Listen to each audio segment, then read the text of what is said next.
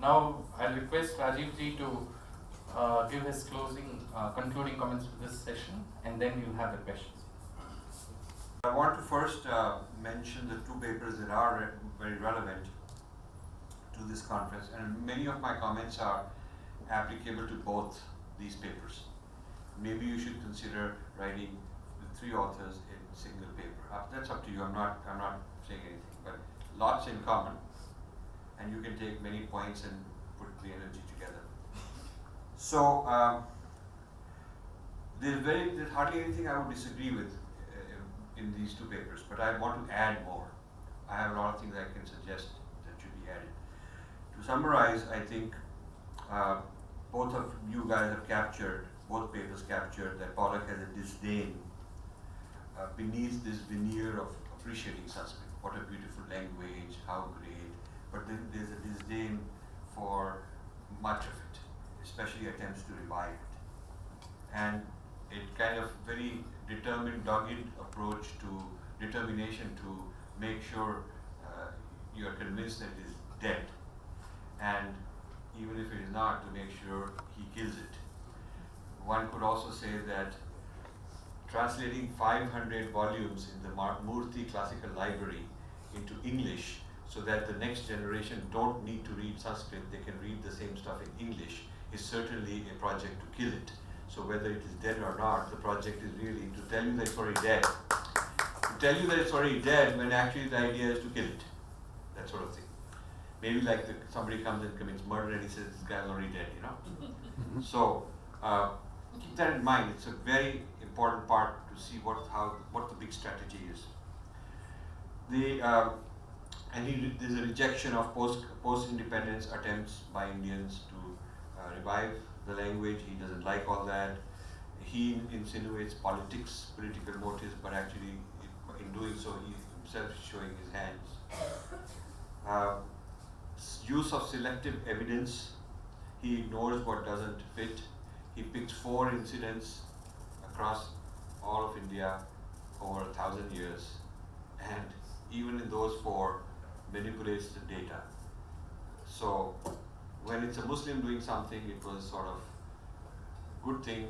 When a Hindu does it, it's a bad thing.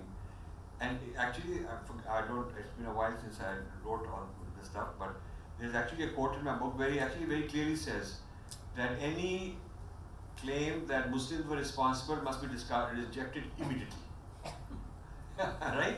I mean, something like that. There's a statement like that. So he's very in his own. You have to when you look at one aspect of Pollock surgically, like those papers, it's wonderful, but only after reading hundreds of papers and 3,000-4,000 pages of books of Pollock, you realize how this fits into the whole scheme and gives you another perspective also. I'll give you a little bit of that. Yeah. So this one of the overarching narratives of Pollock is absolute defense of Islam. And in the student also, the one who wrote on Aurangzeb, this great guy and all that stuff. So this is a full-fledged defense of Islam. And you see that in the left also. Total alliance. Both of you caught this very good nuance. He's very, very careful, always to start off by admitting the opposing point of view to cover himself that so you don't think that he ignored it. He include all kind of data. Sometimes go on for 10, 20, 30 pages giving all this random stuff. You don't know what does, and it is a random assortment of data. Later, someone told me that he's hired 6 faculty people in Delhi University alone. Different people who supply him with data. And so when he's collecting it, maybe that's why the books become very big with a lot of data. Not much of it is not relevant to the thesis, but it's there to confuse you. I had a boss who used to say, if you cannot dazzle them with brilliance, baffle them with bullshit. So really put a lot of bullshit into his book. Like something which doesn't really belong, doesn't have anything relevant, just some fact for the sake of fact. And after putting a lot of this data, Suddenly it dropped, like it's not analyzed and refuted or included, but it's like it was there for fun. It's like a commercial break, something like that. And you don't know why it was there. So much of it is like that. And so some of it is data which would actually, if you underline it, it opposes his thesis. So it's full of contradiction also. But he just ignores it. It's like, don't matter, don't remember what I say, just forget it, that kind of a thing. You see? So there's full of holes in that sense, and full of confusion. And I think it is meant to baffle people. So because the people who, if you want to see the effect he's producing, you should go to the Jaipur Literary Festival. 8 years in a row he was celebrated, big shot, full panels on him, multiple panels, all praising, all kind of stuff. And those people there do not know what he's talking about, and that is why they're so impressed. It's true. They have no idea. And Professor Jha also said that his English is not ordinary English. Even people who know proper English cannot understand what he's saying, because it is full of hubris and complicated, convoluted, just unnecessary. And it is almost like deception that okay, I'm this big shot from this prestigious place, so my conclusion you have to just agree. The rest is too complicated for you people. It's that sort of a strategy. So I'm glad that both of you picked that up. Now, he's definitely trying to create bhed between Sanskrit and the vernaculars. Very clearly, all the time.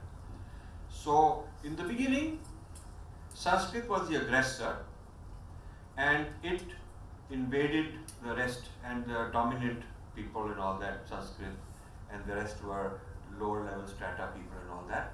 And then 1,000 years later, the death of Sanskrit is because the vernaculars fight back.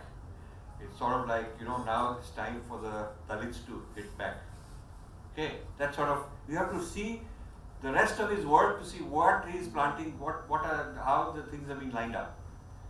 So the death of Sanskrit is also a liberation of lower castes who were not entitled to being access to Sanskrit, because his other works that you haven't covered in these two papers are full of that particular social issue, that Sanskrit also denied other people, women and Shudras and so on, the right to access it. So they had the vernaculars. So it's the death of Sanskrit at the hand of the vernaculars is also sort of like, okay, now the lower strata are hitting back, taking over. Okay, so that is an important part. And then you also picked up that Sanskrit is driven by power. The whole thing is power, or culture and power.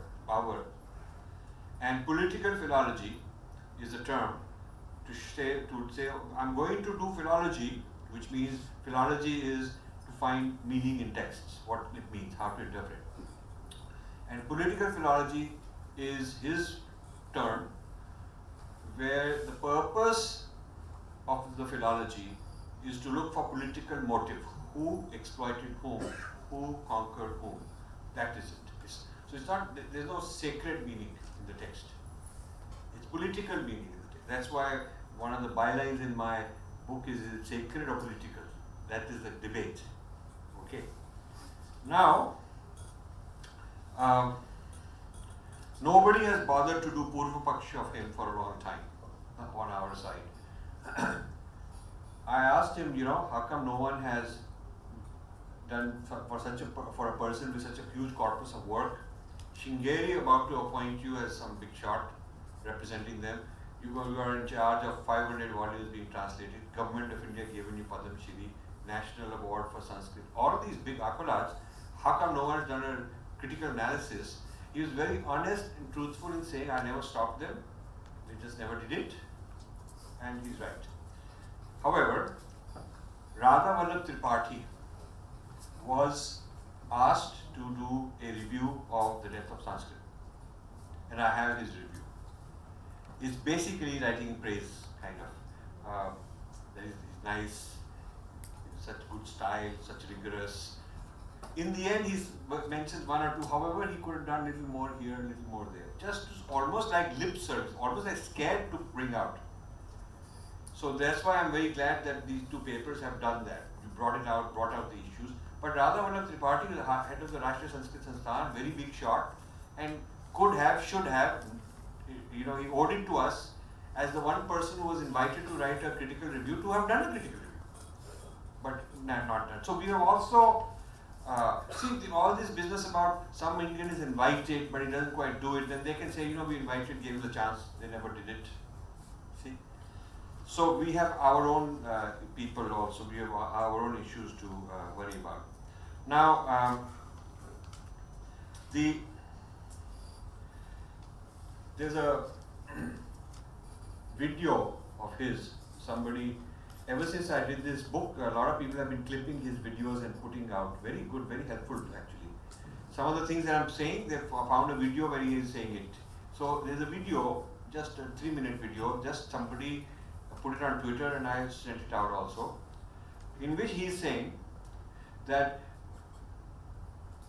claims that Sanskrit literature started in the BC era are wrong, because he says whether you like it or not, whether you were hurt by this fact or not, I'm telling you the fact is that Sanskrit literature begins in the first 1,000 years after Christ.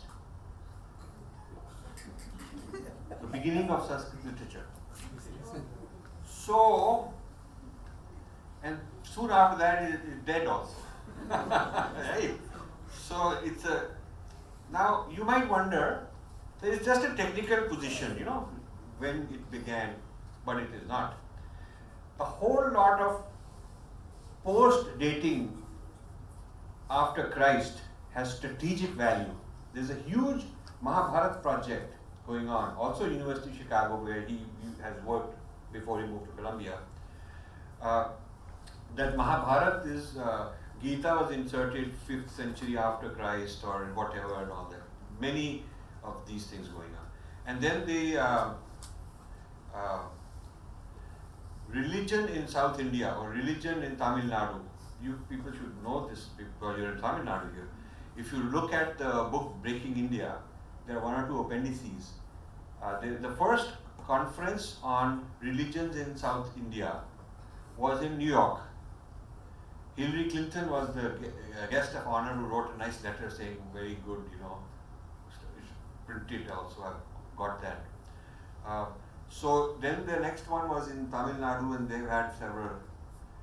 So the whole focus was to date Indian texts such that they could claim that St. Thomas had arrived before. Okay.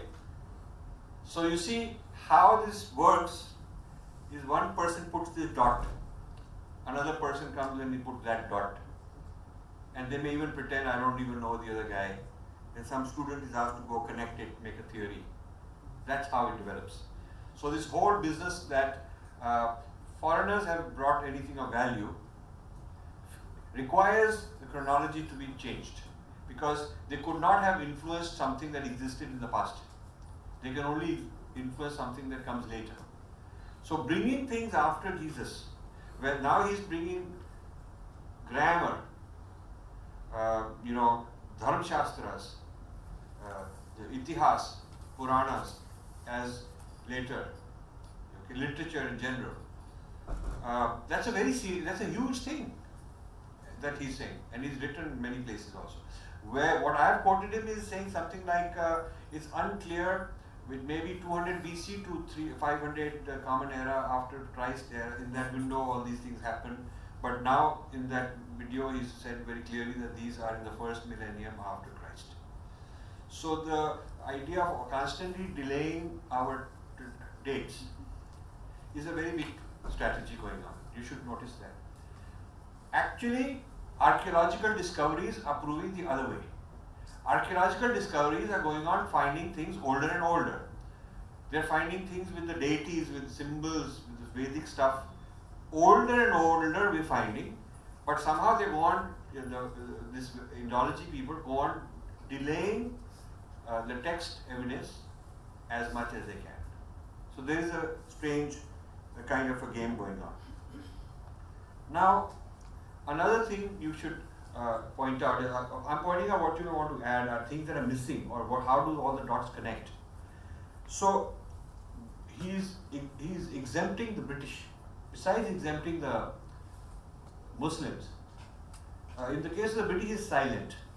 He's not saying anything because probably it will be difficult for him to, but he's just silent on it when regarding the death business.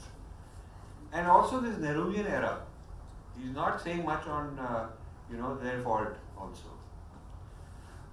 And totally silent on all the work done by Dharampal on how much Sanskrit and Pathshalas were prevalent even in the 1800s. Huge amount of work on that you can add in to Uttar Paksha. So another thing is he's accusing BJP and Indian government attempts to revive Sanskrit.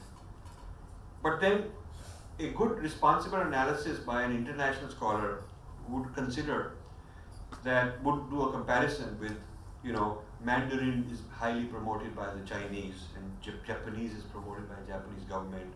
The French government promotes France, this Alliance Française and all that, and how the Arabic language is promoted by their countries and Russian.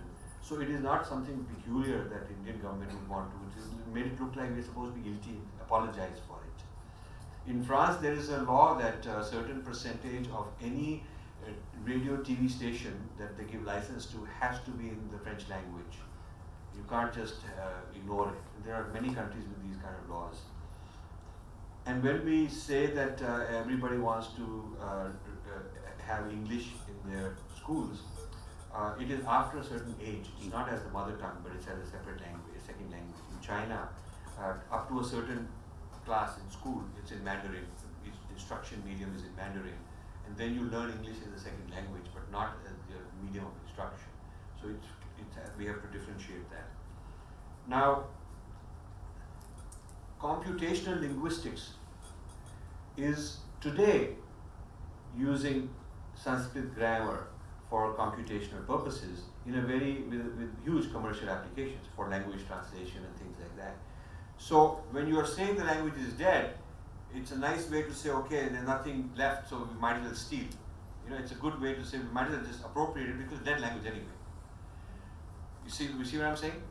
It's more difficult to steal from something living because then you better credit it. Yeah? But if it's dead already, then we can take out what was useful, nobody will bother. So all these are connected motives, and this is a huge game. He's a major player in this. Finally,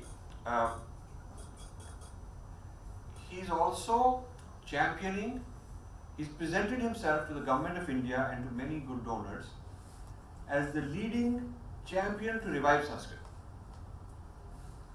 So how do you fit all this? How do you make this contradiction seem sensible? Well, I'll tell you how.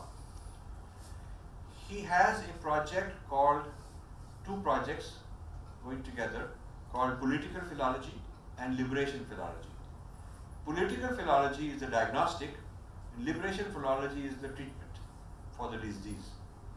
The disease being diagnosed is that there is some DNA problem in the Sanskrit, that it is hierarchical, it exploits, it is political, it is socially abusive, and this is because of the sacredness. So you have to remove so the liberation requires you have to secularize it, you have to remove the sacredness in order to cure it of this social problem. And so when he says he wants to revive Sanskrit, it is not the Sanskrit of mantra and yagna, it is a secularized, cleaned up Sanskrit devoid of the sacredness. So if if you have Kathak and you have a dance with a story of Dalit being woman complaining that I've got, but it's in Sanskrit, okay, that's a revival of Sanskrit. Okay, so the new, the Dharma Shastras have to be, say that you have to revive them, change them, modify them for new contexts. So, I'm giving you the big picture of what I have, my conclusion after analyzing him, reading him thoroughly, lot of stuff that is written. The project is to train Indians leftist, hardcore leftist Indians with these theories and enough Sanskrit that they have some credibility to go and rewrite to rewrite new smritis for today, new dharma shastras for today, not called dharma shastras for right away, but maybe eventually they will. But these are the social theories, Dalit activism, all the social interventions that are going on. Present them as sort of this is the real cure for society. That's liberation philology. Doing things to liberate society from the problems that the political philology has discovered. So the revival of Sanskrit is a revival of a secularized Sanskrit that is not going to have this Brahmanical hegemony and problem or whatever their allegations are. It's going to empower the Dalits, and it's going to be a very different kind of a social order. And that's what the Liberation Project is all about, and that is the project he's championing. So whenever somebody like that is very nicely saying, I'm championing Sanskrit, it's such a beautiful language, it's an amazing language, I think we ought to have it, more of it, and the government of India needs to fund more of it. The point is, people don't ask hard questions. People just get very quickly impressed. And people have to ask the hard questions. So a hard question would be, in this revival, we should have yajna and mantra and the sacredness. What is your opinion?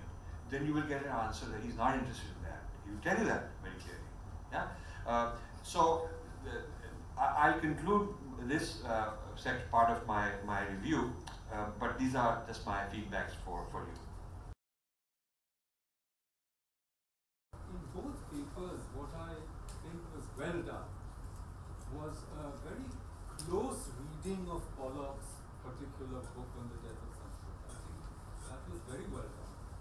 But I would like to ask you if you've read other readings of this book. My point is we should integrate other critiques or responses to Sheldon Pollock as well, and not just do a close reading and nothing else.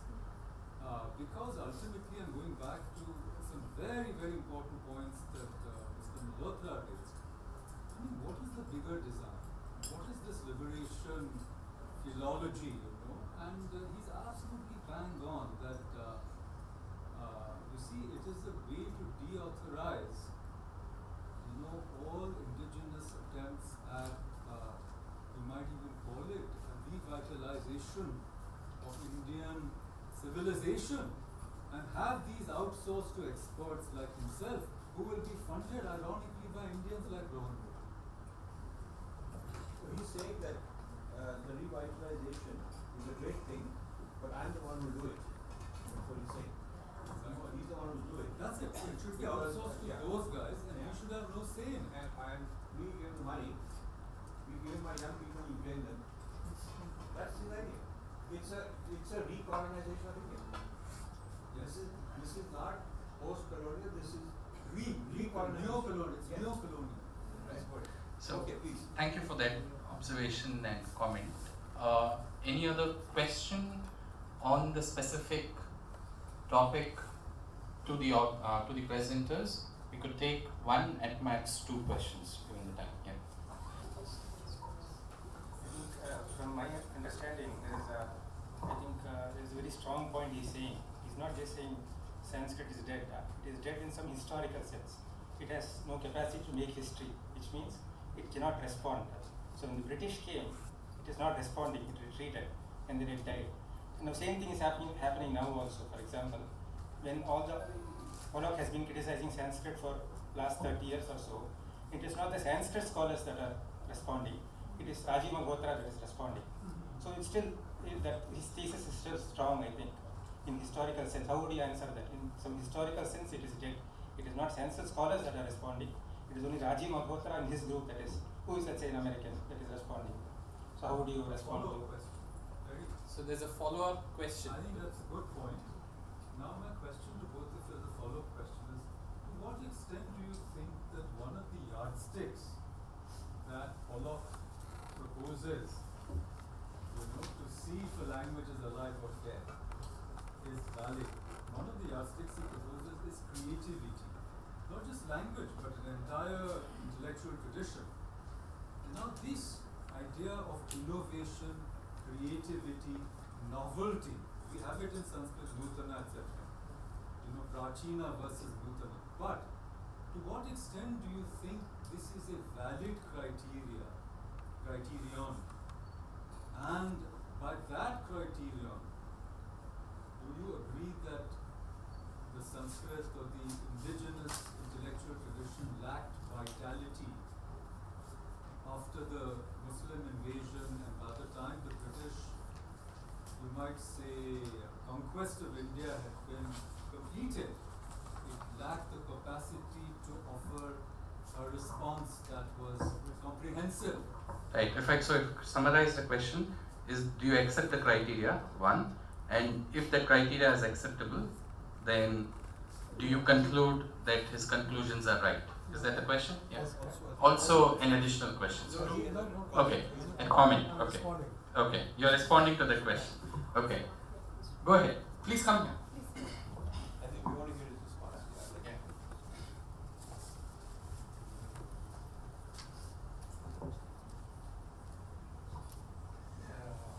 Professor Paranjpe, I again quote something for you. Raghunath Shiromani, I am talking about 17th century, 18th century, 16th century, 17th, 18th century. What new thing has been added? How the tradition has created something new. And why is it called Navya?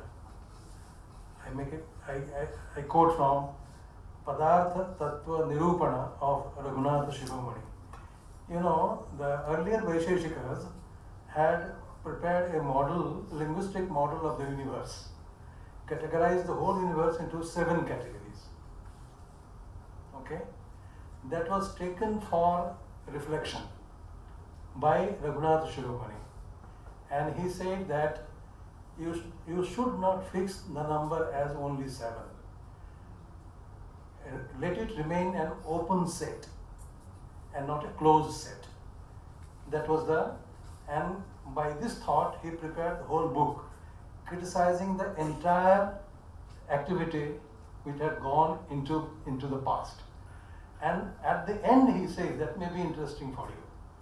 He says that I know that I have gone the already existing analysis of this by the tradition. Now I invite you to criticize me. He says, Dushyam me vacha. Please come and criticize me. But, he says, please underline, Dushyam me vacha param, but nipunam vibhavya. Having thought 100 times before you open your mouth. Because bhava babodh vihitaha na dunoti chetaha. Having understood me, if you still find the gaps and point out the gaps, I am least perturbed. I hope I have answered your question.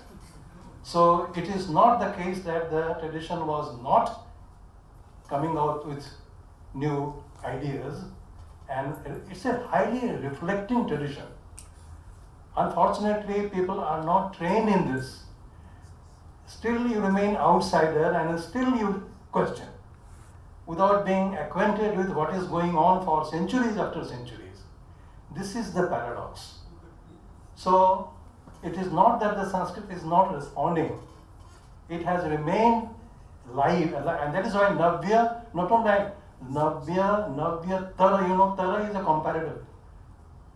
More modern, even modernist, Tama. So Navya, Navya Tara, Navya Tama, these terms are being used. What do these terms indicate? Is it death or life?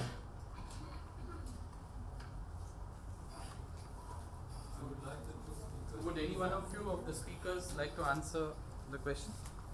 The 2 questions? Good. First thing that was raised by Professor Paranjpe regarding whether we have considered the rebuttals that have come. We have, both of us, I think we have considered Hanader's rebuttal of 2002, but we haven't, we have kept special one, Sudipto's, for the Uttara Paksha, for a more detailed thing.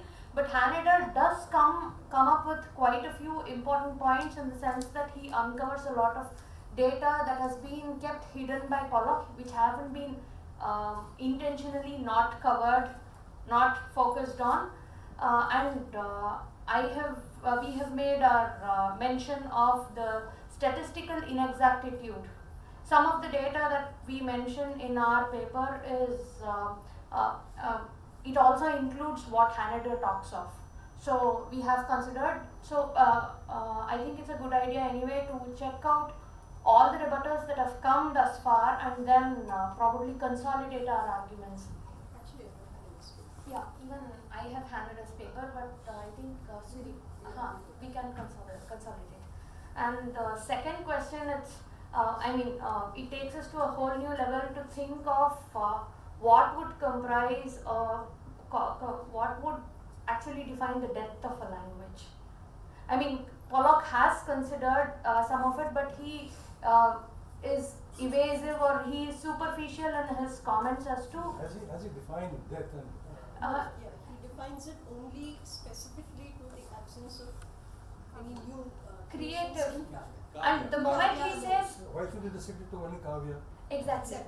This is one of the points that we make. I mean, both of us have made in our papers, which is that one section of our paper deals with the numerical aspect of literature or knowledge production, which is, we had taken it a bit mathematically. It's very difficult to extrapolate if we are considering only a narrow section of literature or knowledge that is being produced, which is Kavya, and try to extend the conclusions of, say, just the Kavya production, and that too in specific slivers of the very large time scale that Indian civilization has been here. It becomes extremely tenuous and it becomes extremely tricky. It's very thin ice that he's skating upon there. When we try to extrapolate that, he's leaving out scientific literature, he's leaving out commentaries, really huge commentaries like Sayana's, literature produced by way of, say, Navya Nyaya, the developments that have happened. It's the enormity of the corpus that is there, considering only Kavya as a Manadanda. That is extremely tricky. And in the paper, we have actually mentioned this particular, when we take the meta level of analysis, this is not, this is the reverse of Manadhina Meya Siddhi, this is Meyadhina Mana Siddhi. He is taking the measures in order to substantiate the final conclusions that he wants to reach.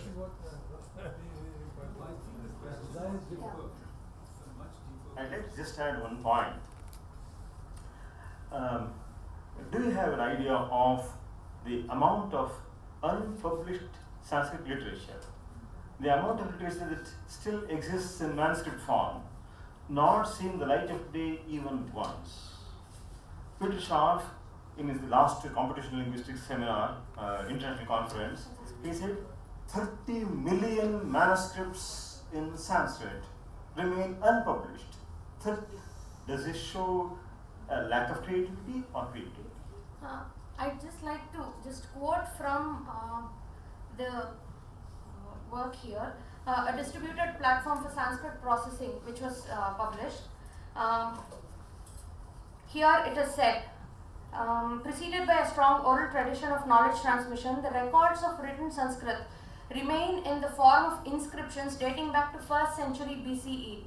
Extant manuscripts in Sanskrit number over 30 million, 100 times those in Greek and Latin combined, constituting the largest cultural heritage that any civilization has produced prior to the invention of the printing press. So, you can have 30 million, but it's not responding to What else?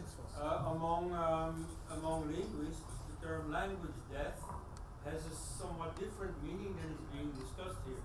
Namely, a language that doesn't change anymore. In that sense, Sanskrit is very much a dead language because, for example, the Vimana Shastra, it is being discussed whether this is a genuine ancient word or a 20th century forgery. I don't speak out on the question of authenticity, but the fact that this can be thought shows that Sanskrit writers today write exactly the same Sanskrit as Veda Vyasa. Because Sanskrit is dead, it doesn't change anymore, and every Sanskrit writer wants to keep it that way. But in that sense, of course, Latin has been used for 2,000 years, being a dead language. Why did Buddhism change over to Sanskrit from Pali? Because it was a dead language. Pali didn't change anymore, but the living language in which the Buddha preached, that particular dialect was evolving constantly, was changing from region to region and so on. So that couldn't be used for international communication. You needed a dead language for that. So in that sense, yeah.